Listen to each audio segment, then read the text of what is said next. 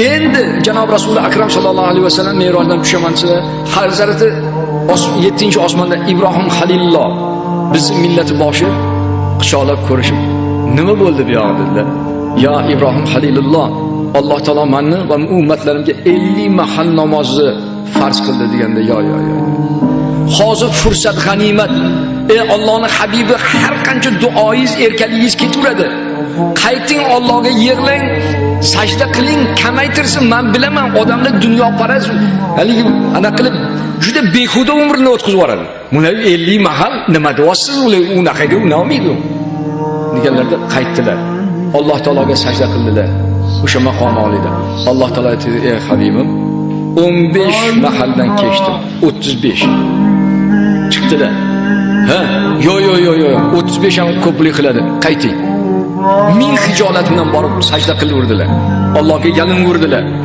Yana 15 rakat mahalni kechib bordi. 20 qoldi. Chiqqanlarda sevinib, "Voy, odam ham shunday sodda bo'ladimi? Bunaqa 20 mahal namoz o'qolmaydi. Men bilaman, o'zim payg'ambar bo'lganman. Bu odamlar hech bunaqa emas u. Hozir maqomdan tushib ketmasingizdan oldin ularga rahm shafqat qiling, yalining." Yana hijolat tortib borib sajda qilib yig'laverdi. "Ey Tangrim, o'zing kechirgin. Ey Parvardigor Alloh, men beadabni kechirgin" deganda, "Ey meni habibim, o'rningdan tur" dedi Alloh. Bu insoniyatlar mening mulkim-ku, buni bironta zot yarata olmaydi. Ota-ona tilni ham yamaydi. Agar Alloh nutfa solmasa, urug'ini solmasa, biz bu chaqaloqni bir tukuni ham yarata olmaymiz. O mulk mening mulkim deyapti.